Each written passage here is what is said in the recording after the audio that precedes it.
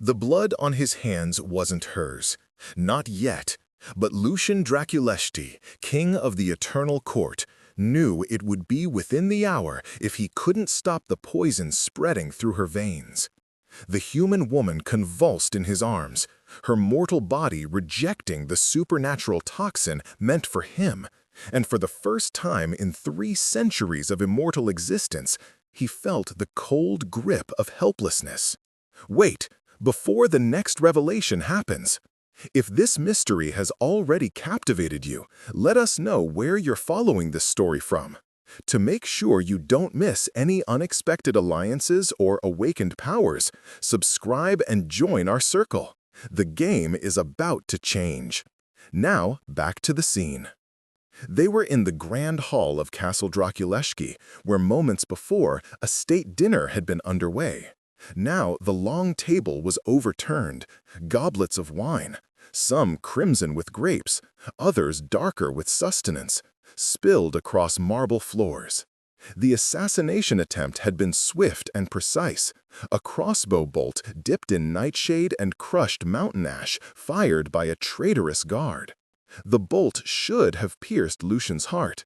Instead, Clara Winters, the English translator he'd hired 3 months ago to help negotiate peace treaties with human territories, had stepped directly into its path. Why? The word tore from Lucian's throat as he cradled her against his chest, his supernatural speed having caught her before she hit the ground. His fingers, capable of crushing stone, trembled as they pressed against the wound in her shoulder.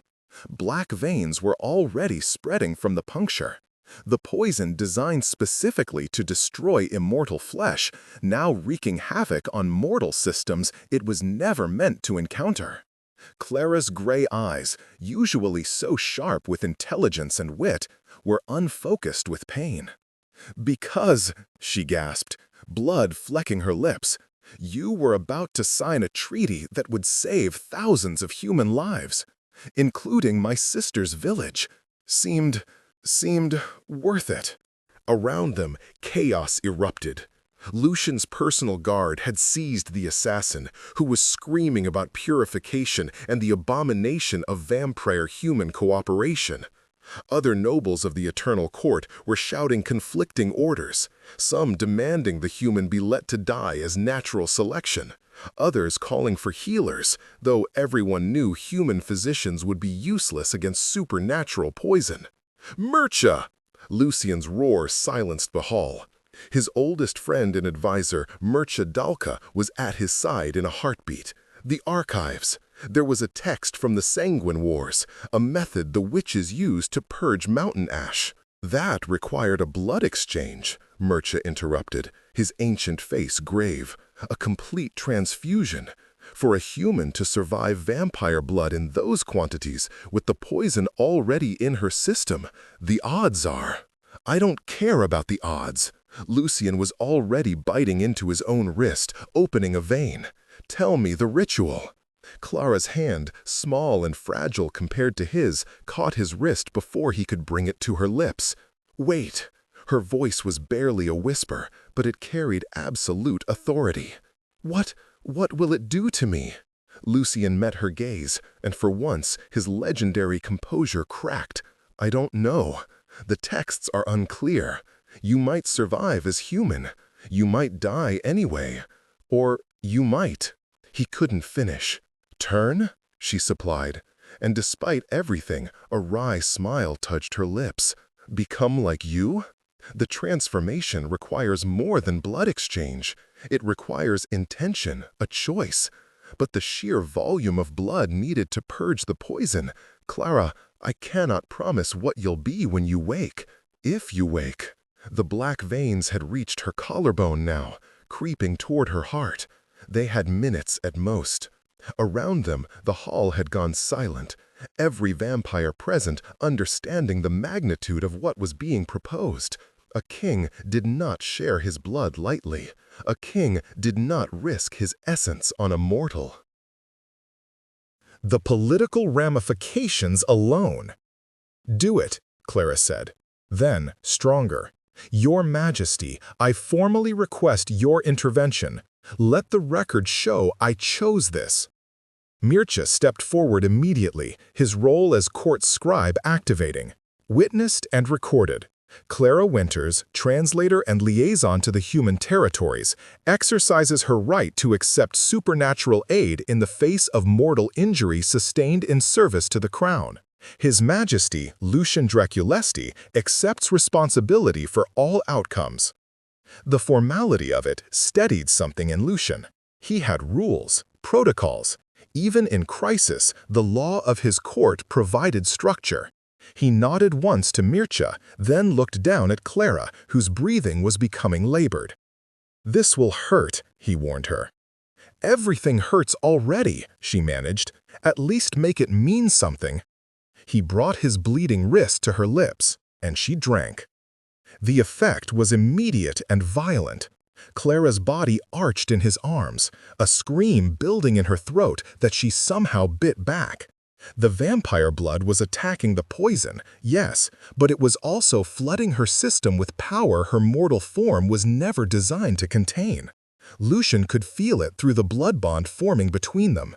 Every surge of pain, every moment of her humanity fighting against the invading immortality. "Mircea, the binding circle," Lucian commanded, never taking his eyes off Clara's face. "We need to contain the energy or it will burn her from the inside out." His advisor was already moving, pulling chalk from his robes and drawing swift, precise symbols around where Lucian knelt with Clara. Other court members joined him, adding their own power to the protective barrier. Whatever their political disagreements, none would stand by and watch their king lose someone he was so clearly desperate to save. And he was desperate, Lucian realized.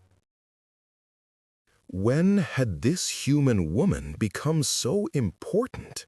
She'd arrived at his court 3 months ago with impeccable credentials and a letter of introduction from the Archbishop of Canterbury himself, who owed Lucian several favors. The Vampire King had been negotiating peace treaties with human territories for decades, trying to drag his kind out of the shadows and into legitimate diplomatic relations.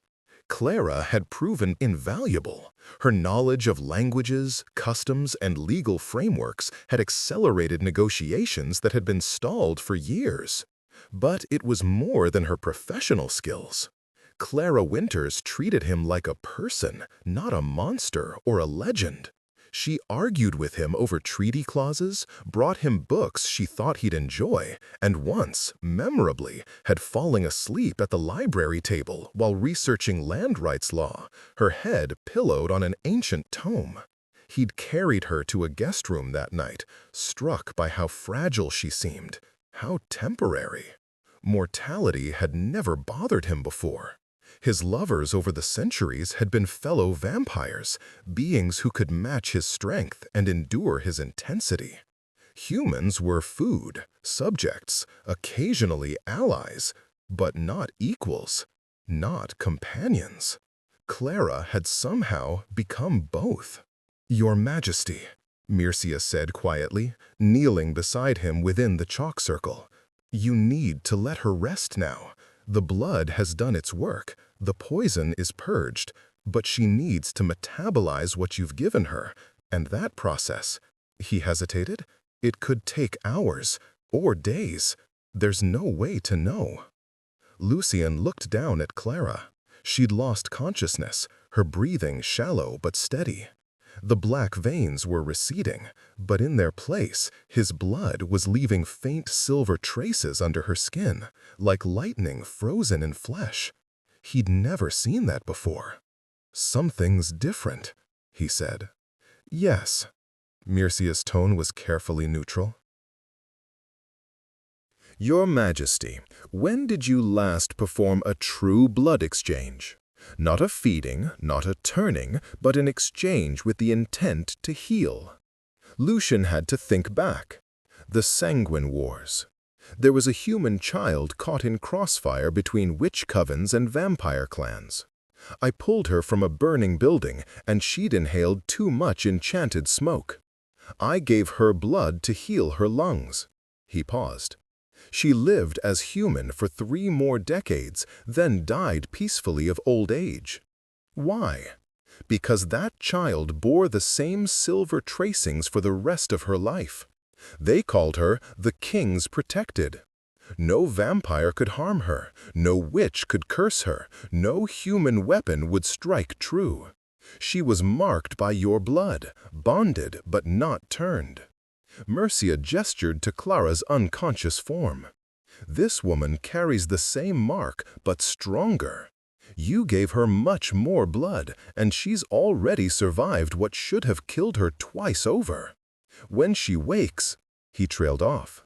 When she wakes, what? Lucian demanded. When she wakes, she'll be bonded to you in ways we don't fully understand. Not a thrall, she'll keep her free will. Not a vampire, she'll keep her mortality, or most of it. But connected, irrevocably to your life force. Mercia met his king's eyes. You'll feel her emotions, she'll feel yours. Distance will cause pain for you both. And if you die, she dies, always. The weight of that settled over Lucian like a funeral shroud. He'd bound this woman to him, possibly for the rest of her natural life, without knowing the full consequences, without asking her consent for anything beyond the immediate healing. She'll hate me, he said quietly. Perhaps, Mercia agreed. Or perhaps she'll surprise you. She jumped in front of a crossbow bolt for you, Lucian. That's not the action of someone who holds you at arm's length. Before Lucian could respond, one of the guards approached the edge of the circle. Your Majesty, the assassin is secured. He's demanding to speak with you. Demanding? Lucian's voice dropped to a dangerous purr. How bold. He looked down at Clara once more, then gently transferred her to Mercia's arms. Watch her. If anything changes, anything at all, you'll know, Mercia interrupted. Through the bond, you'll feel it. That was going to take adjustment. Lucian rose, stepping out of the protective circle, and gestured for the guards to bring the prisoner forward. The man was young, perhaps 30 in mortal years, with the build of a trained soldier, but the wild eyes of a fanatic. He wore the uniform of Lucian's personal guard, but underneath, a silver pendant gleamed, the mark of the Purification Brotherhood, a human extremist group dedicated to eradicating all supernatural beings. How long have you been in my service? Lucian asked mildly, clasping his hands behind his back. Around him, the court had reformed its usual hierarchy, nobles and advisors arranging themselves in concentric circles of power. This would be a formal interrogation then. Good. 3 months, the man spat. Long enough to learn your routines, long enough to get close. 3 months. Exactly as long as Clara had been here. And the poison on the bolt? That requires witchcraft to brew properly. The Purification Brotherhood hates witches as much as vampires. Desperate times. The assassin's smile was ugly. We made arrangements, temporary alliances with those who share our goal of protecting humanity. Lucian moved faster than mortal eyes could track, suddenly inches from the prisoner's face. You nearly killed a human woman tonight, one who has done more to protect human lives than you could accomplish in a dozen lifetimes. Explain to me how that serves your cause. The assassin's confidence faltered. She's a collaborator, a traitor to her species. She's helping you subjugate. I subjugate no one. Lucian's voice could have frozen fire. Every treaty I negotiate expands human rights, creates protections for mortal villages from rogue vampire clans, establishes trade agreements that benefit both species. Clara Winters is the architect of provisions that have saved thousands of human lives. And you tried to murder her? She shouldn't have gotten in the way, the man muttered. No, Lucien agreed softly. You should not have been here at all. He turned to his captain of the guard. Interrogate him. I want every name of every Brotherhood member who has infiltrated my court, my staff, or my territories. Then send him to the human authorities with a full confession. Let his own kind judge him for attempted murder of one of their own. The captain bowed. And if he refuses to talk? Then get creative, but nothing that leaves permanent damage. I want him coherent enough to stand trial. Lucien glanced back at the circle where Clara lay still. And send for Dr. Helena Blackwood. She's human, but she's studied supernatural medicine. If anyone can monitor Clara's condition properly, it's her. As the assassin was dragged away, still shouting about purification and destiny, Mircea approached again. The treaty signing was scheduled for tomorrow. Do you wish to postpone? Lucien considered. The treaty in question would establish the first formal alliance between his vampire court and the human kingdom of England. Protection and trade in exchange for vampire assistance with certain supernatural threats that plagued human territories. It was the culmination of 5 years of negotiation, and postponing would signal weakness. But Clara had written half the treaty clauses herself. Signing it without her felt like betrayal. We'll wait, he decided. 2 days. If she hasn't woken by then... He didn't finish the sentence. Couldn't. She'll wake, Mircea said with surprising confidence. That woman is too stubborn to do otherwise. Despite everything, Lucien almost smiled. You've noticed that too? Everyone's noticed. She's argued treaty law with you for hours without backing down. She corrected Lord Vasilis's Latin in front of the entire court last week. It was grammatically incorrect, Lucien said automatically. And she once told Lady Petra that her hunting practices were barbaric and unethical. Mircea shook his head in amused disbelief. A human woman lecturing a 600-year-old vampire about ethics? And Lady Petra actually listened. Clara has that effect on people. Lucien moved back to the circle, kneeling beside her again. The silver traces under her skin seemed to pulse faintly in time with his own heartbeat, or what remained of it. When she wakes, she's going to have questions. Then you'll answer them honestly, Mircea advised. She's earned that much. The hours that followed blurred together. Dr. Blackwood arrived and set up monitoring equipment that seemed absurdly primitive compared to vampire senses, but Lucien allowed it because the doctor's presence seemed to reassure the court's human staff. Word of the assassination attempt and Clara's sacrifice had spread through the castle, and humans and vampires alike were gathering in the Great Hall, creating an impromptu vigil. It was unprecedented.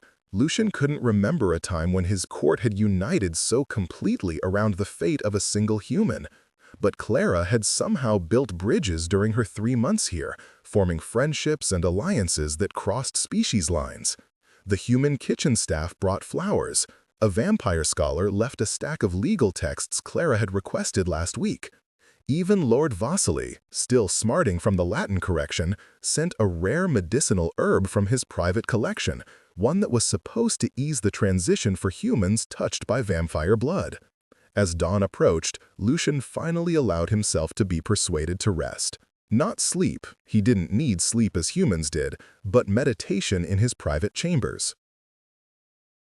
The bond with Clara was a constant presence now, a thread of silver warmth at the back of his mind. Her vital signs were stable, her dreams chaotic, but not nightmares. She was fighting to come back. "Hold on," he whispered to the empty room, knowing somehow she could hear him through the bond. "Just hold on, Clara." The response came not in words, but in feeling, a flicker of determination, stubbornness, and something that might have been humor. Typical. When the sun set again, Lucien returned to the Great Hall to find it transformed. Someone, probably the combined effort of multiple staff members, had created a proper recovery space. The protective circle remained, but now it was surrounded by comfortable chairs, side tables with books and tea services, and enough candles to rival a cathedral. Clara had been moved to an actual bed, proper blankets tucked around her, her dark hair fanned across silk pillows. And she was awake. "Oh, good," Clara said, her voice hoarse but steady. "I was beginning to think I'd have to stage a dramatic awakening scene without you. That seemed rude." Lucian was at her side so fast he nearly forgot he'd crossed the room. "You're awake. How do you feel? Are you in pain? Dr. Blackwood needs to examine you." "Your Majesty." Clara reached up and touched his face, the gesture stopping his spiral of concern immediately. "Breathe." "Oh, wait, you don't really need to, do you?" That wry smile again. "Well then, calm down by whatever method vampire kings use. I'm all right." But she wasn't, not entirely. Lucian could feel it through the bond, the disorientation, the strange new awareness of power humming under her skin, the way color seemed brighter and sounds sharper. She was overwhelmed, just managing to hide it under British composure and stubborn will. "You're not entirely all right," he said gently, taking her hand, "and you don't have to pretend otherwise. Not with me." Clara's eyes widened slightly. "You can feel what I'm feeling?" "The bond," he confirmed. "I should have warned you before, but there wasn't time. Clara, what I did, what we did, it's connected us. Permanently. You're not a vampire, but you're not entirely human anymore either. You're something in between, something rare." He took a breath he didn't need, steadying himself. "If you hate me for it, I'll understand." She was quiet for a long moment, those sharp gray eyes studying his face. Finally, she said, "Show me." "Show you what?" "The bond. What you feel from me. I want to understand." It was a dangerous request. Lucian's emotions were not gentle things. 3 centuries of existence had taught him to bury feeling under layers of protocol and control. But if she wanted honesty, he would give it. He closed his eyes and lowered his shields, letting her feel through the bond what he felt. The terror when the bolt had struck her, the desperation as the poison spread, the relief when she woke, and underneath it all, something deeper he hadn't wanted to name. Something that felt dangerously close to. "Oh," Clara breathed. Her hand tightened on his. "You care. You actually care about me, as more than just a useful human." "I do." The admission felt like stepping off a cliff. "I care enough that I bound you to me without fully understanding the consequences. I care enough that the thought of losing you made me reckless. And I care enough that I will spend however long it takes to help you adjust to what you've become, even if you can never forgive me for changing you." Clara was silent again, processing. Then, "Well, that's inconvenient." He blinked. "Inconvenient? Because I care about you too, you impossible, dramatic vampire king." She pulled his hand to her chest, right over her heart, which was beating stronger than it should. "I jumped in front of that bolt because the thought of you dying was unbearable. I drank your blood because I trusted you to save me. And now we're stuck with this bond and these feelings and absolutely terrible political timing because you have a treaty to sign tomorrow. Today? How long was I out?" "A day and a half," Lucian managed, still reeling from her casual confession. "The treaty signing is postponed." "Unacceptable.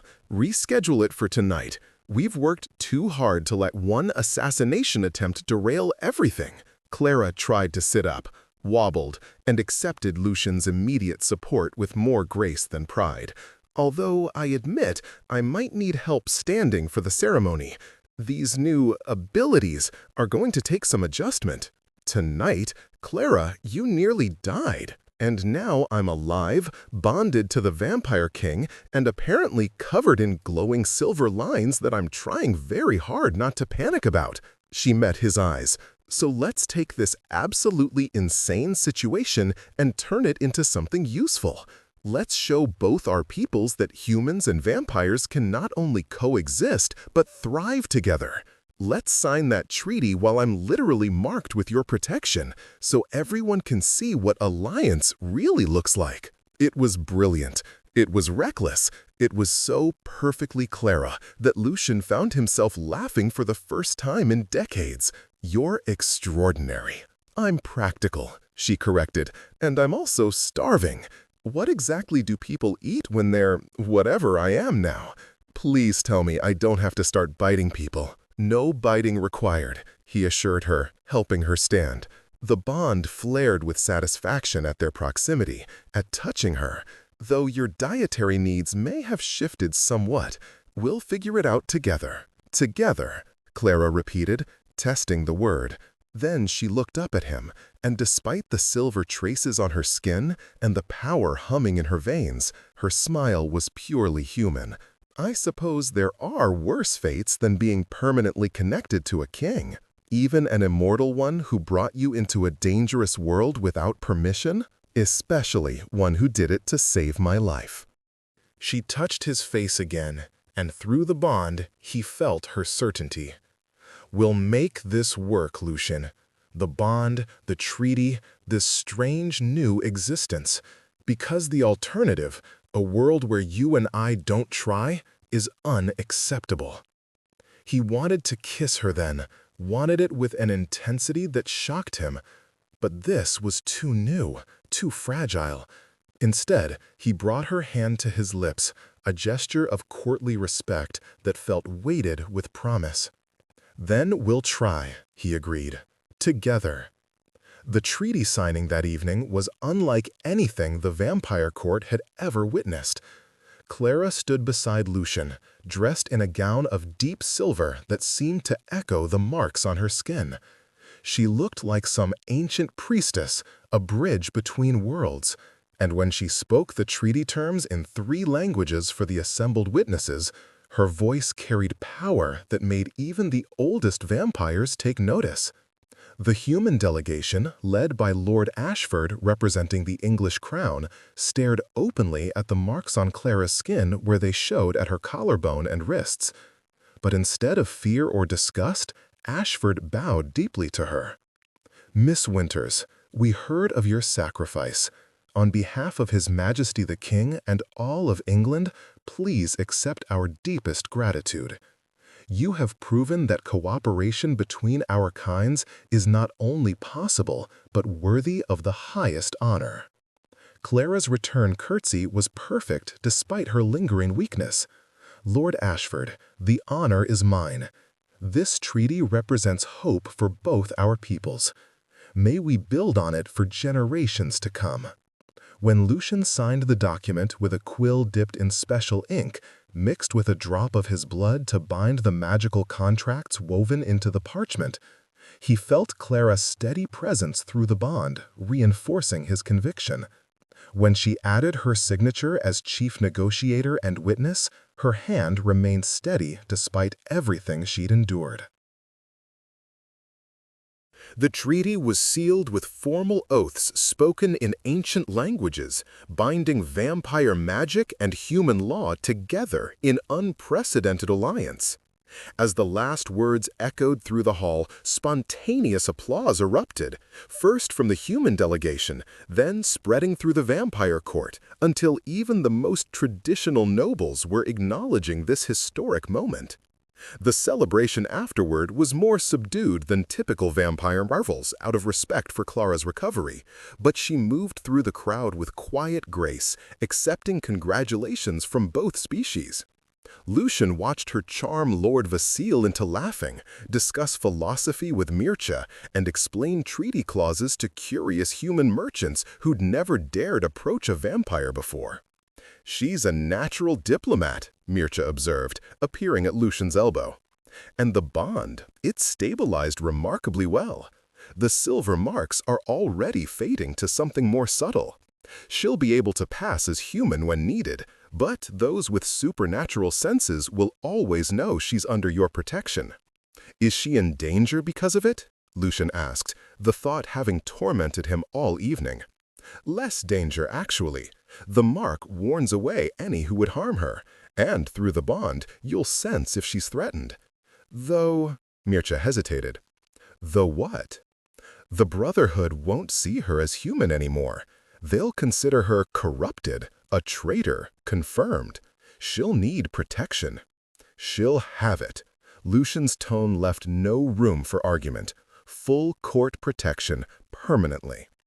As midnight approached, Clara finally showed signs of fatigue. Lucian was at her side immediately, offering his arm.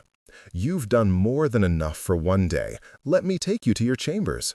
She didn't argue, which told him exactly how exhausted she was. They walked through the castle's winding corridors in comfortable silence, the bond humming between them like a pleasant melody. When they reached her door, Clara turned to face him. "Thank you," she said simply. "For saving me, for being honest about the bond, for trusting me with the treaty signing." "Thank you for jumping in front of a crossbow bolt," he replied, "though I'd prefer you never do anything that reckless again." "No promises." That smile again. "I have a feeling life with you is going to involve a fair amount of recklessness." She was right, of course, and terrifying as the thought was, Lucian found he was looking forward to it. "Good night, Clara." "Good night, Your Majesty." She started to enter her room, then paused. "Oh, and Lucian, the bond goes both ways. I can feel how worried you are about me. Stop it. I'm fine, and I'm staying fine." The use of his given name did something warm and dangerous to his dead heart. "I'll try." Good enough. She slipped inside and closed the door. But through the bond, he felt her contentment, her peace, and underlying it all, affection that matched his own. Lucian stood in the hallway for a long moment, marveling at how completely one human woman had upended his carefully ordered existence. Then, smiling in a way he hadn't in centuries, he returned to his own chambers, knowing that even in sleep, the bond would keep them connected. It was only the beginning. The next 6 months transformed both the court and Clara herself. The bond deepened and stabilized, becoming as natural as breathing. Clara's duties as chief negotiator expanded as more human territories sought similar treaties, drawn by the success of the English alliance. She proved just as skilled at negotiating with suspicious human lords as with territorial vampire clans. Her unique position as someone marked by the king, but still essentially human, giving her credibility with both sides. She also proved surprisingly adept at self-defense. The bond had given her enhanced reflexes and strength beyond normal human limits, and when Lucian insisted on combat training, she took to it with characteristic determination. Within 3 months, she could hold her own against most of the court's guards, her style relying on speed and precision rather than raw power. "You're enjoying this entirely too much," Lucian observed one evening, watching her spar with Captain Radu in the practice yard. She'd just executed a complicated disarm that left the seasoned vampire reaching for a sword that was now in her hands. "It's practical," Clara replied, not even winded. "If we're traveling to negotiate with potentially hostile territories, I'd rather not be a liability." But it was more than practicality. Through the bond, Lucian felt her joy in the movement, the satisfaction of mastering something new, the quiet pride in becoming more than she'd been. She was embracing her strange new existence rather than mourning her lost humanity. They grew closer, inevitably. Shared emotions created intimacy whether they wanted it or not, though Lucian was careful to maintain proper boundaries. Clara was his subordinate, his responsibility. The power imbalance between them, king and subject, immortal and mortal, vampire and human, made anything beyond friendship dangerous territory. Clara, apparently, disagreed. "This is ridiculous," she announced one evening, cornering him in his private library. "We're bonded for life, we care about each other, and you've been treating me like I'm made of glass for 6 months. I'm not glass, Lucian." He looked up from the treaty draft he'd been reviewing. "I'm aware. Are you? Because you flinch every time the bond flares. You leave the room when I'm feeling anything too intense. And last week, when we both fell asleep in the library and I woke up against your shoulder, you practically fled. That was improper. That was comfortable, Clara interrupted, moving closer. And safe, and right. Stop running from this. Clara. He stood, needing the distance, needing to think clearly. You don't understand. The bond creates artificial feelings.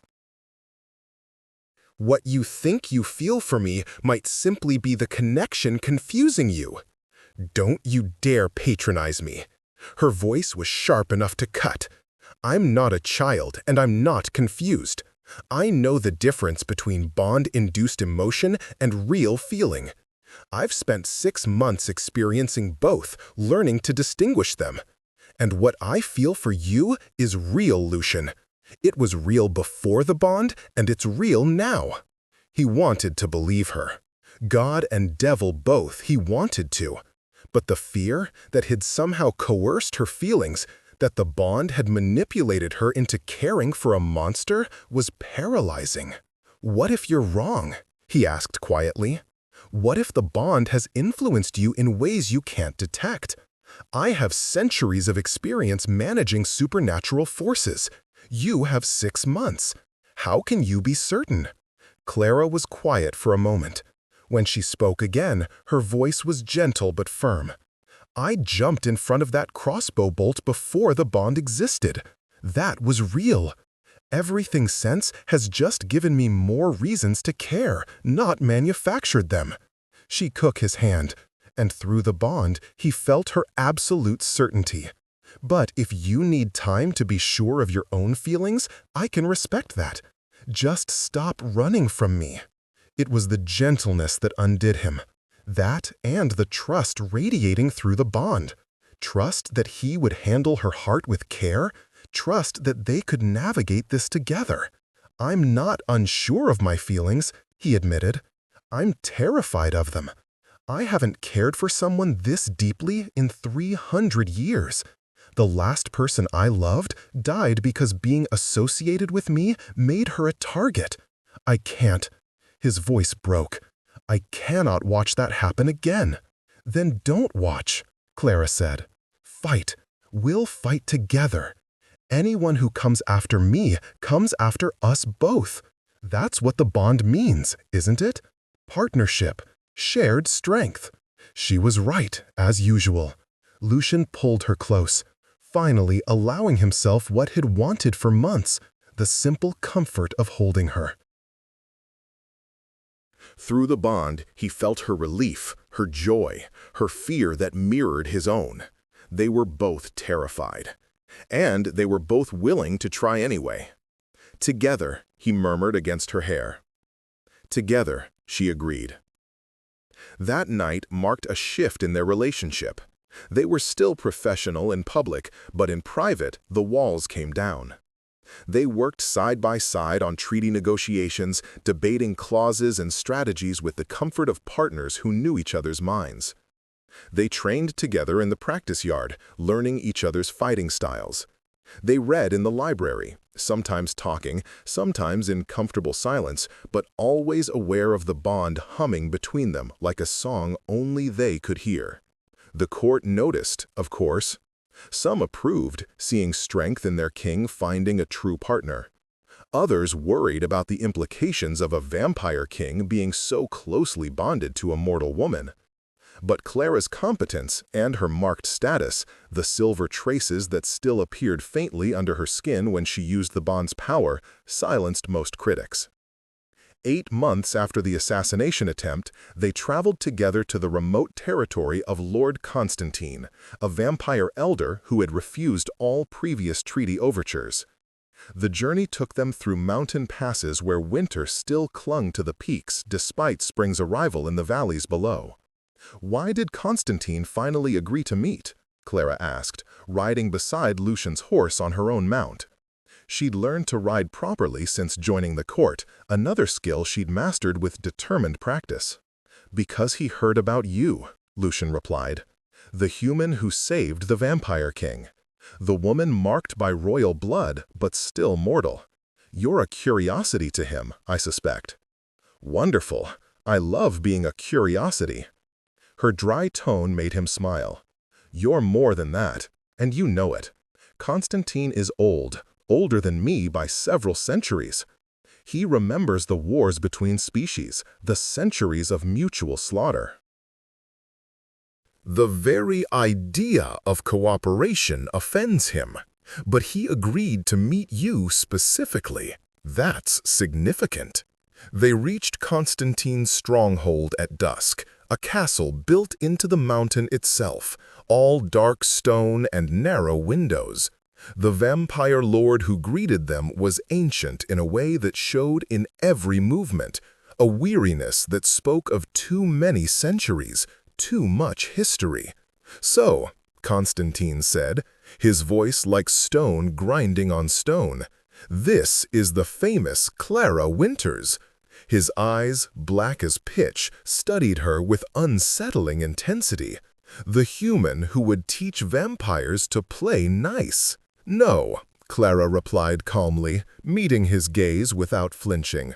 "The human who believes both species have better things to do than kill each other.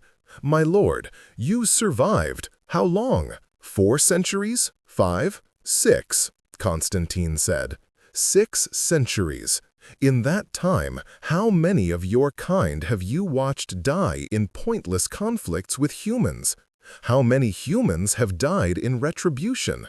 How many resources have been wasted on warfare that benefits no one?"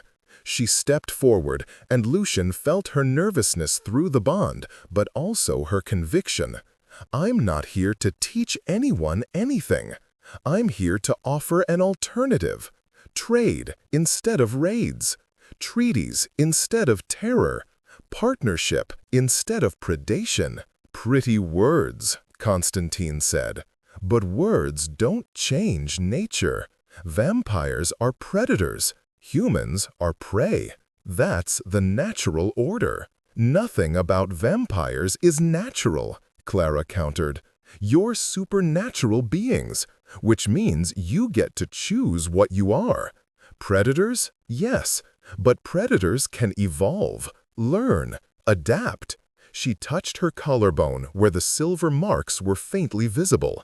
"I was prey once. Now I'm something else, because King Lucian chose to save rather than consume. That's evolution, my lord. That's choosing to be more than what you were made to be." The old vampire was silent for a long moment. Then, unexpectedly, he laughed, a sound like boulders rolling down a mountain. "You've got fire, human." "I see why Lucian bound you to him. You're wasted on pure mortality." He turned his attention to Lucian. "Very well, I'll hear your treaty terms, but I make no promises." The negotiations lasted 3 days. Constantine challenged every clause, questioned every provision, and tested both their patience and their logic. But Clara matched him point for point. Her knowledge of law and her understanding of both human and vampire needs, creating compromises that satisfied even the ancient lord's concerns. On the 3rd evening, as they finalized the last details, Constantine looked at Clara and said something that surprised them both. "When you die, and you will die, sooner than the king wishes, this all falls apart, you know. You're the bridge. Without you, we return to the old ways." "No," Clara said firmly. "I'm the first bridge, not the only one. We're training others, human and vampire both, to continue this work. The bonds we're building are stronger than one person. They have to be." Constantine studied her, then nodded slowly. "Perhaps you're right. Perhaps it's time for new ways." He looked at Lucian. "You chose well, King.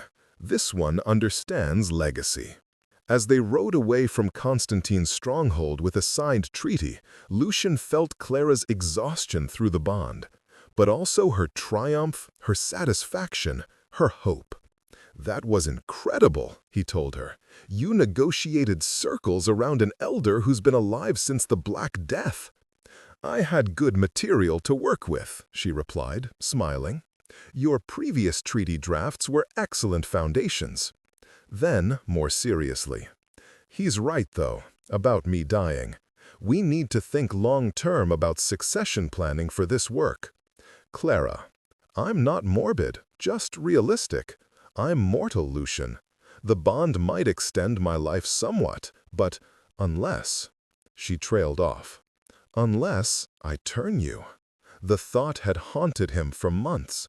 The bond had changed her, yes, but she was still human, still aging, still vulnerable. I won't do that without your consent. And I won't coerce that consent by making you feel like you have no choice. She reached across the space between their horses to take his hand. I know, and I'm not ready to decide yet. Maybe someday, maybe never, but we should prepare for both possibilities. They rode in silence for a while, hands linked, the bond steady and warm between them. Finally, Clara said, "What was she like, the person you lost 3 centuries ago?" Lucian had known this question would come eventually. Her name was Elena. She was human, a healer in a village under my protection. We fell in love despite every reason not to. I offered to turn her, but she refused. She wanted to age naturally, to remain human. I respected that choice. He paused, the old grief like a familiar ache. A rival vampire clan attacked the village, specifically targeting her because they knew it would hurt me. She died defending her patients. She was 29 years old. I'm sorry, Clara said softly. So am I. I blamed myself for decades. If I'd turned her, she would have had the strength to fight. If I'd stationed more guards, if I'd anticipated the attack. He shook his head. Elena made me promise something as she died. She said, "Don't let this close your heart. Don't let my death make you cruel." I've tried to honor that promise. Sometimes I think everything I've done since, the treaties, the alliances, the attempts at peace, it's all trying to create the world she deserved to live in. Clara was quiet, processing. Then, "She sounds remarkable." And she was right. Your heart isn't closed, Lucian. Cautious, yes. Protected, but not closed. She squeezed his hand. I'm not her, though. I'm not trying to be. I know. And he did. Clara was entirely herself, sharp and practical where Elena had been gentle and intuitive, stubborn where Elena had been adaptable. He loved them differently, loved Clara for who she was, not as a replacement for who had lost. Good, Clara said, because I have no intention of dying at 29. I plan to be a thoroughly difficult old woman who argues treaty law until my last breath, just so you know. Despite the heavy conversation, Lucian laughed. I wouldn't expect anything less. The return journey took them through a human village that was part of the territories covered by Lucian's treaties. They stopped to rest the horses and found the village preparing for a festival, some local celebration of spring planting. The villagers recognized Lucian with a mix of awe and nervousness, but when they saw Clara, the atmosphere shifted entirely. "Miss Winters," a young woman approached, bobbing a curtsy. "Is it really you? The stories say you're marked by the king himself." Clara smiled warmly. "The stories are somewhat exaggerated, but yes, I work with His Majesty on treaty negotiations." "Is it true what they say, that vampires and humans can really live in peace?" This from an older man, his expression skeptical but not hostile. "It's true," Clara confirmed. "I've seen it work. It takes effort from both sides, but it's possible. The treaty protects your village from vampire raids, guarantees fair trade, and provides supernatural assistance during harsh winters or supernatural threats." "And what does the vampire king get in return?" another voice called out. "Trade goods, information about supernatural threats in your territories, and cooperation in maintaining order," Clara replied without hesitation. "Also, blood, but only from willing donors who are compensated fairly and medically monitored. No hunting, no killing." The crowd murmured, questions flying. Clara answered them all with patience and honesty, explaining the treaty provisions in practical terms they could understand. Lucian stood back, watching her work, feeling through the bond her genuine care for these people's well-being. When she finally extricated herself from the crowd, the village elder invited them to join the festival. "It's just simple folk celebrating simple things," he said apologetically to Lucian, "but you'd both be welcome." Lucian nearly declined. Vampire kings did not attend village festivals. But Clara's hopeful look through the bond changed his mind. "We'd be honored," he found himself saying. The festival was indeed simple. Music and dancing, food and drink, children playing games, while adults gossiped and laughed. Clara was pulled into a dance almost immediately, her laughter bright as she learned the steps from patient villagers. Lucian watched from the sidelines, marveling at how easily she bridged worlds. "Dance with her," Mircea's voice came from beside him. His advisor had been traveling with their party, managing security. "The villagers are watching. They're trying to understand what a vampire king is beyond the legends. Show them." "I'm not sure public displays of affection are." "I'm not suggesting affection. I'm suggesting basic humanity. Dance with the woman you care about. Let them see you as more than a monster or a legend." Mircea smiled slightly. "Besides, she wants you to. I can see it from here." He was right. Through the bond, Lucian felt Clara's wish that he would join her, would share this simple human joy. So he did, walking onto the makeshift dance floor and offering his hand. Clara's face lit up. "You dance?" "I'm 300 years old. I've learned a few things." He pulled her into the steps of the village dance, which was thankfully simple enough. Around them, villagers stared, but not with fear, with wonder, with curiosity, with the beginning of understanding. "This is good," Clara said softly as they moved together. "This is what the treaties are supposed to create. Not just legal agreements, but real connection. Moments like this." "You're an idealist," Lucian observed. "I'm a practical idealist. There's a difference." She spun under his arm, laughing. "Though I admit, right now, I'm just enjoying the moment." So was he. Through the bond, their joy echoed between them, amplified and shared.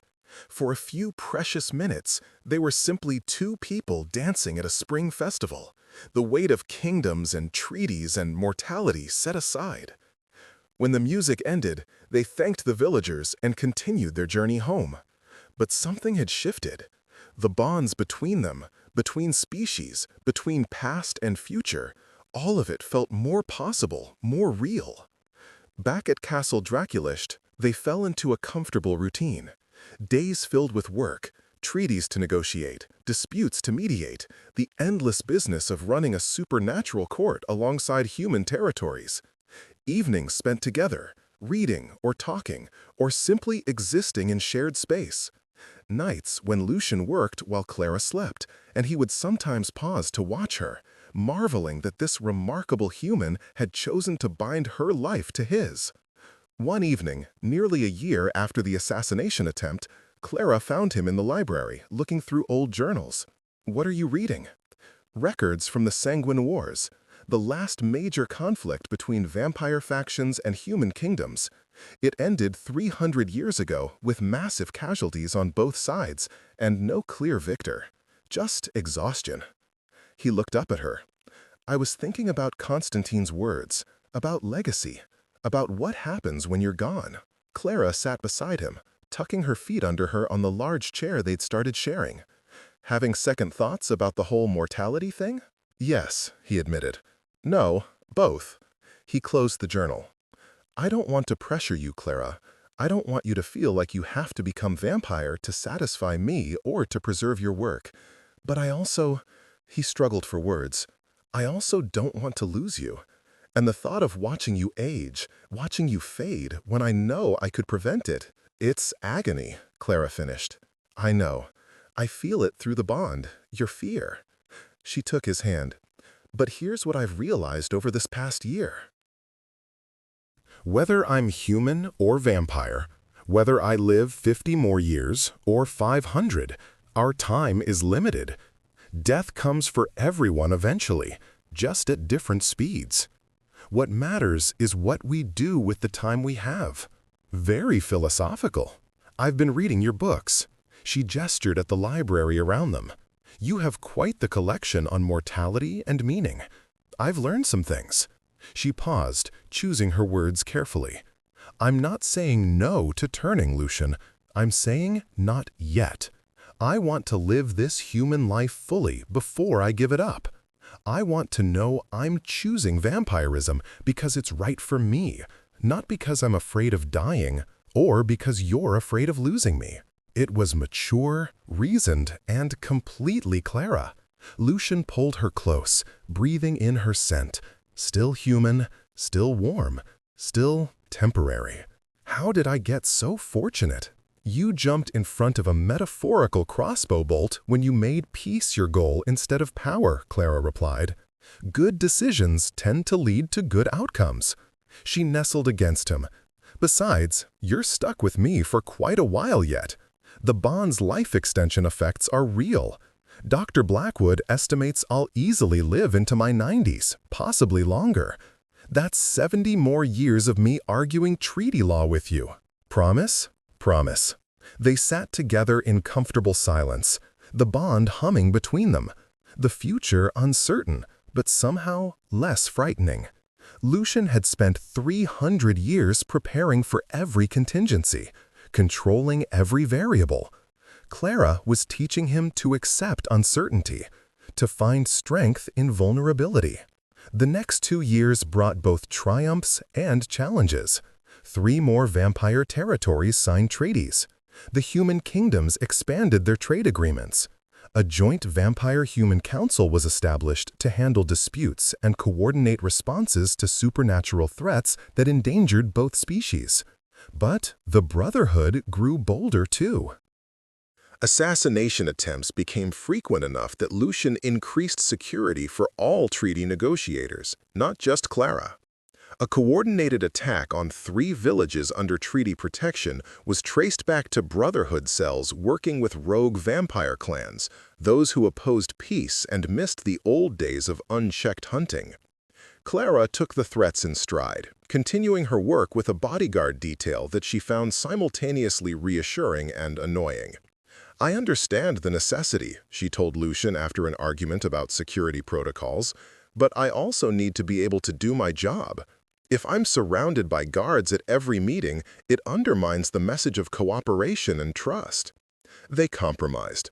Discreet protection, with guards maintaining distance unless threats were immediate.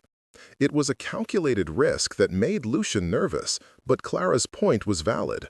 Diplomacy required some level of accessibility. Then, on an ordinary Tuesday afternoon, 3 years after the bond was formed, everything changed. Clara was in the market district of a human city, meeting with merchants about trade routes when the attack came. Not vampires this time, but humans, Brotherhood members with silver weapons and magical wards designed to block Clara's bond with Lucian. She fought back with the skills she'd learned, taking down 2 attackers before a third landed a blow that would have been fatal if not for the bond's protection. Lucian felt it instantly. Clara's pain, her fear, her rage. The bond that had been severed by the magical wards snapped back into place like a broken dam, flooding him with her emotions. He was moving before conscious thought, supernatural speed carrying him from castle to city in minutes that felt like hours. He arrived to chaos. Clara's guards had killed most of the attackers, but Clara herself was down, blood pooling around her from a wound in her side. The silver weapon had done more damage than it should have, some kind of enchantment designed specifically to harm those bonded to vampires. Clara, he was on the ground beside her, hands already pulling off his cloak to press against the wound. "Stay with me, stay with me." Her gray eyes, bright with pain, found his face. "Dramatic entrance," she managed. "Very kingly." "This isn't funny. It's a little funny." She coughed, blood flecking her lips. "Lucian, I can feel the bond is damaged. The weapon had some kind of curse on it." He could feel it too. The silver thread that had connected them for 3 years was fraying, coming apart. Healing the physical wound wouldn't be enough this time. The curse was attacking the bond itself, and if the bond broke, Clara died. Immediately. "No," Lucian said flatly. "No, I will not lose you like this." He looked up at his captain of guards. "Get the witch, the one who treated Lady Petra last year. I don't care what you have to pay or threaten. Get her here now." "The curse is too advanced," Clara said softly. "I can feel it. Lucian, I can feel the bond dying. Don't you dare give up." His hands were shaking, something that hadn't happened in centuries. "Clara, please, hold on. Just hold on." Through the bond, he felt her struggle, her will fighting against the curse's pull. But she was mortal, and the curse was designed by people who understood exactly how to destroy bond magic. They had minutes, not hours. "There's one way," Clara whispered. "Turn me, now." The transformation would override the curse. New magic replacing old. "You said you weren't ready." "I'm ready to not die," she corrected, attempting a smile despite the pain. "And honestly, 3 years of this life has shown me what vampire existence could be. If you'll have me, if you'll share eternity instead of just decades." It was consent freely given in extremis, which made it both valid and questionable. But as Lucian felt the bond fraying further, as he watched Clara's life bleeding out onto cobblestones, he realized she was right. This or death, those were the only options. "It will hurt," he warned, echoing words from 3 years ago. "Everything already hurts," she replied, echoing her own response. "Make it mean something." So he did. He bit into his own wrist, opening a vein, and this time when he brought it to her lips, he did so with intention, with the will to transform, not just heal, with the desire to bind her, not just for a lifetime, but for eternity. Clara drank deeply, and the change began immediately. The curse fought against the new magic, creating a battle within her body that made her scream despite her attempts at stoicism. Lucian held her through it, pouring his own strength through the bond, giving her everything he had to help her survive the transformation. The witch arrived halfway through and immediately began casting containment spells, helping to manage the magical chaos. "I can't stop it now," she warned. "She's too far into the transformation, but I can ease the transition, help her body accept the change." "Do it," Lucian commanded. It took 3 hours. 3 hours of Clara's body dying and reforming, her humanity burning away as immortality took root. 3 hours of Lucian feeling every moment of her agony through the bond, unable to do anything but hold her and promise it would end. When it finally did, Clara opened her eyes, and they were no longer gray. They were the deep crimson of a newly turned vampire, bright with power and hunger. "Lucian?" Her voice was different, stronger, layered with supernatural resonance. "I'm here."